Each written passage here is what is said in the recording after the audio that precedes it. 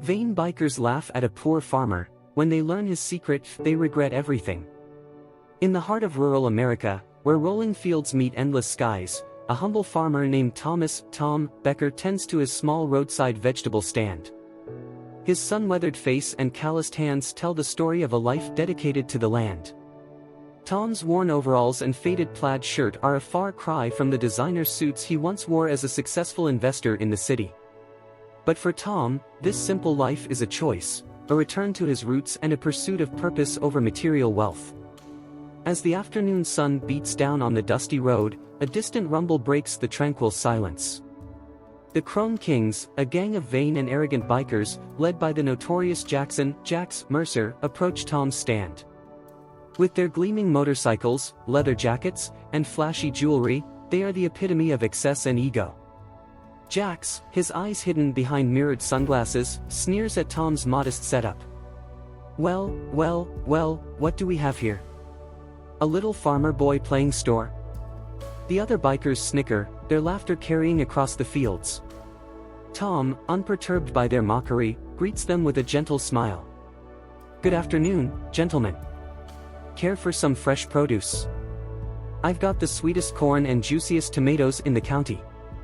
But the bikers are not interested in Tom's wares. They are here to assert their dominance, to remind the world that they are the kings of the road. Jax dismounts his bike and saunters over to Tom's stand, picking up an ear of corn and tossing it carelessly to the ground. We don't need your charity, old man, Jax scoffs. Why don't you take your little veggie stand and go back to your shack? Leave the road to the real men. As the bikers roar with laughter, Tom simply shakes his head, a knowing glint in his eye. Little do they know that the humble farmer they mock is far more than he appears to be. Tom watches as the Chrome Kings rev their engines and speed away, leaving a cloud of dust in their wake. He sighs, not out of anger or frustration, but out of a deep understanding of the human condition. Tom knows all too well the allure of material wealth and the emptiness it can leave in one's soul.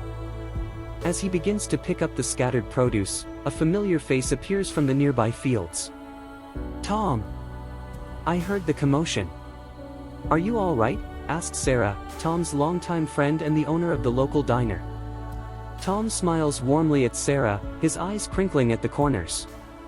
I'm fine, Sarah. Just a bunch of lost souls trying to find their way in the world. Sarah helps Tom gather the remaining vegetables, her brow furrowed with concern. Those bikers have been causing trouble all over town. They have no respect for anyone or anything. Tom places a reassuring hand on Sarah's shoulder. Don't worry about them, Sarah. They'll learn their lesson soon enough. Life has a way of teaching us what truly matters. As they chat, a sleek black car pulls up to the stand. The driver, a well-dressed man with a briefcase, steps out and approaches Tom. Mr. Becker, I hope I'm not interrupting, the man says, extending his hand. Tom shakes the man's hand firmly. Not at all, Mr. Johnson. What brings you out here today? Mr. Johnson, Tom's attorney, lowers his voice. I just wanted to inform you that the paperwork for the new community center has been finalized. The land transfer is complete, and the construction can begin whenever you're ready. Tom nods, a glimmer of excitement in his eyes. That's wonderful news. This community center will be a game changer for our town. A place where people can come together, learn, and grow. As Mr. Johnson departs, Sarah turns to Tom, her eyes wide with admiration. You never cease to amaze me, Tom. You've done so much for this town, and yet you choose to live so simply. Tom chuckles, his laughter warm and sincere. Sarah, my dear, true wealth lies not in what we have, but in what we give. Unbeknownst to the Chrome Kings, their actions at Tom's vegetable stand have not gone unnoticed. As they ride into town, whispers of their disrespect spread like wildfire. The local residents, fiercely loyal to Tom and all that he represents, are outraged by the bikers' behavior. At the Heart and Soul Diner, Sarah's establishment and the town's unofficial gathering place, the chatter is all about the incident at Tom's stand.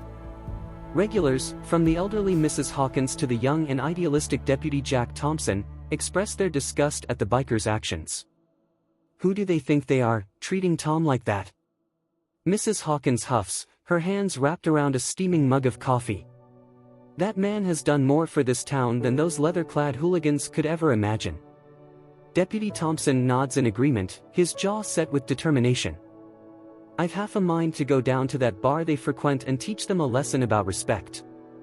As the discussions continue, the door to the diner swings open, and in walks Maggie, the owner of the local newspaper. She makes a beeline for Sarah, her eyes gleaming with a newfound purpose.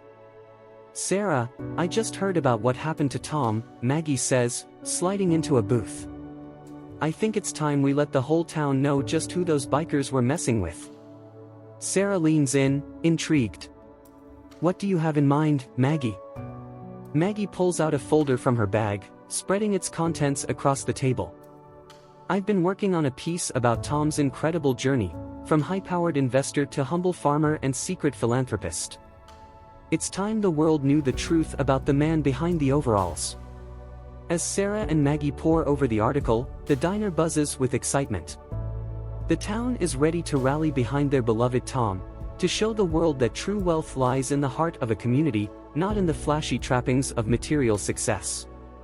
In the dimly lit back room of the Chrome King's favorite bar, Jax and his gang celebrate their latest display of dominance.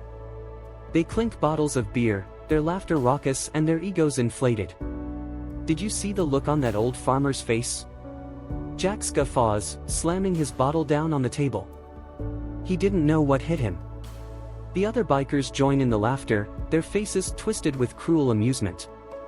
They revel in their perceived superiority, blind to the consequences of their actions. But their laughter is cut short by the sudden appearance of the bar owner, a gruff man named Frank. He storms into the room, his face etched with anger and disappointment. You boys have really done it this time, Frank growls, his eyes narrowing at Jax. I just got word about what you did to Tom Becker. Do you have any idea who you were messing with? Jax scoffs, leaning back in his chair with an air of nonchalance. Some poor farmer who couldn't handle a little joke. What's the big deal, Frank? Frank slams his hand on the table, causing the bottles to rattle. The big deal, Jax, is that Tom Becker owns half this town, including the very land this bar sits on. He's not just some poor farmer, he's a man who could make or break your future. The bikers exchange uneasy glances, their confidence suddenly shaken. Jax tries to maintain his bravado, but a flicker of doubt crosses his face. What are you talking about, Frank? How could some old man in overalls own anything? Frank shakes his head, a mixture of pity and exasperation in his eyes. You've got a lot to learn, boy. In this world, it's not always the flashiest or the loudest who hold the power. Sometimes, it's the quiet ones, the ones who work hard and give back, who truly make a difference. As the weight of Frank's words sinks in, the Chrome Kings begin to realize the gravity of their mistake. They have not just insulted a humble farmer, they have crossed a pillar of the community, a man whose influence runs deeper than they could have ever imagined. As dawn breaks over the quiet town, Tom Becker sets out to tend to his fields, his trusty dog, Scout, by his side. The dew-kissed grass sparkles in the morning light, and the air is filled with the gentle chirping of birds. Tom surveys his land, a patchwork of vibrant crops and carefully tended soil. This is his sanctuary, a place where he can escape the trappings of his former life and connect with something far more profound. As he works, his mind wanders to the events of the previous day. The bikers' cruelty had stung, but Tom knows that their actions stem from a place of ignorance and insecurity. He has seen it countless times before, people lashing out at others to mask their own feelings of inadequacy. Lost in thought, Tom almost doesn't notice the approaching figure of Deputy Jack Thompson. The young lawman, his badge gleaming in the sunlight, waves to Tom as he draws near. Morning, Mr. Becker, Deputy Thompson calls out, a friendly smile on his face. I heard about what happened yesterday. I just wanted to make sure you were all right. Tom wipes his brow, returning the deputy's smile with a warm one of his own. I appreciate your concern, Deputy. I'm doing just fine. Those boys will come around eventually. They just need to learn that true strength comes from within, not from the machines they ride or the clothes they wear. Deputy Thompson nods, his admiration for Tom growing with each passing moment. "You're a wise man, Mr. Becker. This town is lucky to have you." As the deputy takes his leave, Tom reflects on the true meaning of community. It's not about wealth or status, but about the bonds that tie people together, the shared joys, the shared struggles, and the shared hope for a better tomorrow. With renewed purpose, Tom sets about his work, knowing that each seed he plants is a promise of growth and renewal. The bikers may have thrown his produce to the ground, but they cannot destroy the spirit of resilience that runs deep in this town. As the sun climbs higher in the sky, the Crone Kings begin to stir from their drunken slumber. They emerge from the bar, squinting against the harsh light of day, their heads pounding with the aftermath of their revelry. Jax, the last to leave, steps out onto the street, his eyes bloodshot and his jaw clenched. The weight of Frank's words hangs heavy on his shoulders, a nagging reminder of the consequences of his actions. As he mounts his motorcycle, Jax notices a commotion down the street. A crowd has gathered outside the local newspaper office, their faces alight with excitement and anticipation. Curious, Jax rides closer, his bike's engine rumbling like distant thunder. As he approaches, he sees Maggie, the newspaper owner, standing on a makeshift podium, a stack of freshly printed papers in her hands. "Friends, neighbors, fellow residents of our beloved town," Maggie begins, her voice ringing out clear and strong. "Today, I bring you a story of hope, resilience, and the true meaning of wealth. Today, I tell you the tale of Thomas Becker, the man behind the humble farmer's overalls." As Maggie speaks, she holds up a copy of the newspaper, its front page emblazoned with a picture of Tom, his eyes filled with kindness and wisdom. The headline reads, "From Wall Street to Cornfields, the remarkable journey of Thomas Becker." Jax watches as the crowd leans in, their faces rapt with attention. Maggie weaves a tale of a man who had it all, wealth, power, and prestige, but who chose to leave it behind in pursuit of a higher calling. She speaks of Tom's quiet generosity, his unwavering commitment to his community, and his belief in the transformative power of simple acts of kindness. As the story unfolds, Jax feels a stirring in his heart, a flicker of something he hasn't felt in a long time: shame. He begins to see his own actions in a new light, and the weight of his mistakes bears down upon him like a crushing burden. With a heavy heart, Jax rides away from the crowd, the newspaper's words echoing in his mind. He knows that he must confront the truth of his own shortcomings and seek to make amends for the pain he has caused.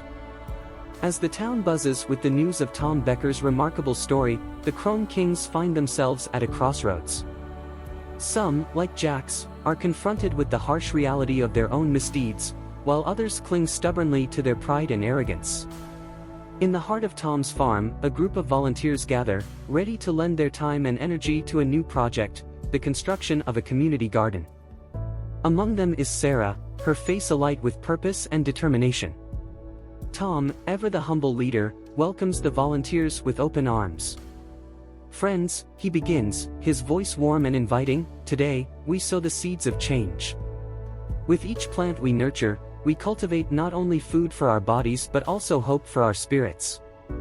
As the volunteers set to work, tilling the soil and planting the first seedlings, a sense of unity and purpose fills the air. They laugh and chat, sharing stories and dreams, their hands working together towards a common goal. Watching from the sidelines, Jax feels a pang of longing. He sees the camaraderie and the sense of belonging that he has always craved, but which has always eluded him in his pursuit of material wealth and power. Slowly, hesitantly, Jax approaches Tom. "Mr. Becker," he begins, his voice thick with emotion, "I owe you an apology. I was wrong to treat you the way I did. I see now that true wealth lies not in what we have, but in what we give." Tom, his eyes filled with compassion, places a hand on Jax's shoulder.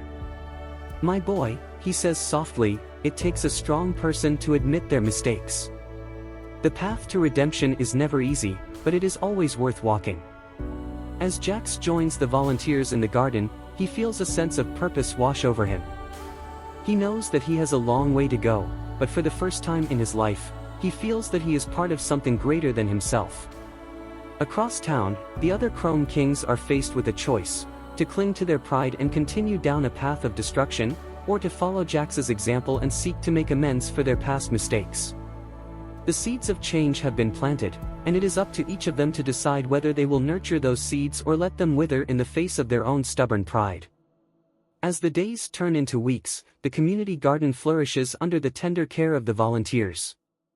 The once barren plot of land is now a vibrant oasis, filled with the colors and scents of blooming flowers and ripening vegetables. Jax, his hands stained with dirt and his heart filled with a newfound sense of purpose, has become a fixture in the garden. He works side by side with Tom and the other volunteers, learning the value of hard work and the joy of giving back to the community. But not all of the Chrome Kings have been so quick to embrace change. Some, like Jax's former right-hand man, Shane, cling stubbornly to their old ways, their pride and ego blinding them to the possibilities of redemption. One afternoon, as Jax tends to a bed of tomato plants, Shane roars up on his motorcycle, his face twisted with anger and resentment. "Jax," he shouts, his voice dripping with venom. "What the hell are you doing, playing in the dirt with these losers? Have you forgotten who you are?" Jax stands up, his eyes filled with a quiet determination. "No, Shane," he says calmly, "I haven't forgotten who I am. I'm just finally remembering who I want to be." Shane scoffs, revving his engine in a show of defiance. "You're a Chrome King, Jax. You don't belong here, with these weaklings and their stupid garden." Jax shakes his head, a sad smile playing on his lips. "That's where you're wrong, Shane. This is exactly where I belong. This garden, these people, they've shown me what true strength really is. It's not about how loud you can roar or how fast you can ride. It's about the impact you have on the lives of others." As Shane rides away, his pride and anger trailing behind him like a noxious cloud, Jax turns back to the garden, his resolve stronger than ever. He knows that the path he has chosen will not be easy, but he also knows that it is the only path worth walking. With each seed he plants, Jax feels a sense of hope and renewal take root in his heart. He knows that the journey ahead will be filled with challenges and obstacles, but he is ready to face them head-on, armed with the strength and wisdom he has gained from his time in the garden. As the sun begins to set over the tranquil fields, Tom approaches Jax, a warm smile on his weathered face. "You've come a long way, my boy," he says, placing a hand on Jax's shoulder. "I'm proud of the man you're becoming." Jax looks up at Tom, his eyes filled with gratitude and respect. "I couldn't have done it without you, Mr. Becker. You've shown me what it means to be a true leader, to put others before yourself and to find joy in the simple things." Tom chuckles softly, his eyes twinkling with wisdom. "The path to redemption is never easy, Jax, but it is always worth walking. Remember that, and you'll never lose your way again." As the two men stand side by side, surveying the fruits of their labor, a sense of peace and contentment settles over the garden. The seeds of change have been planted, and with each passing day, they grow stronger and more resilient, a testament to the power of hope and the unbreakable bonds of community. In the heart of the town, the community center that Tom had long dreamed of begins to take shape. Volunteers from all walks of life come together to lend their skills and their passion to the project, united by a common goal and a shared vision of a brighter future. Among the volunteers is Deputy Jack Thompson, his badge glinting in the sunlight as he works alongside his fellow townspeople. He marvels at the transformation he sees taking place, not just in the physical structure of the building, but in the hearts and minds of those who have come together to make it a reality. As the walls rise and the roof takes shape, the community center becomes a symbol of hope and resilience, a beacon of light in a world that can often seem filled with darkness and despair. It is a place where people can come together to learn, to grow, and to support one another, regardless of their backgrounds or their circumstances. Jax, too, finds himself drawn to the community center project. He sees in it a reflection of his own journey, a testament to the power of second chances and the ability of the human spirit to overcome even the greatest of obstacles. As he works alongside his fellow volunteers, Jax feels a sense of belonging that he has never known before. He realizes that true wealth lies not in the material possessions he once coveted, but in the connections he has forged and the lives he has touched. And as the community center nears completion, Jax knows that he has found his true calling. He has discovered a purpose greater than himself, a reason to wake up each morning with hope in his heart and a spring in his step. With each passing day, the town grows stronger and more united, bound together by the ties of friendship, compassion, and a shared commitment to building a better world. And at the center of it all stands Tom Becker, the humble farmer who had shown them all the true meaning of wealth and the transformative power of love.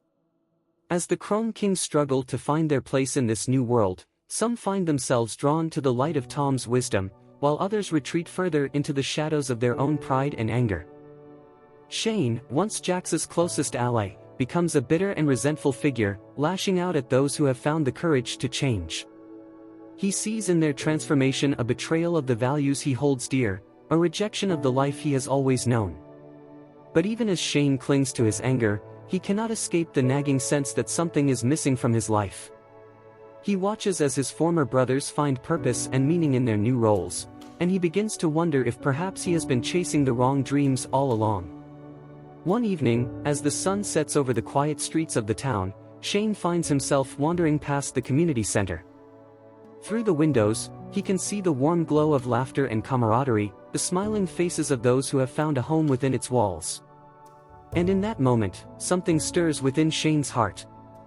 A flicker of longing, a whisper of hope that perhaps he, too, might find a place in this new world. Hesitantly, Shane steps through the doors of the community center.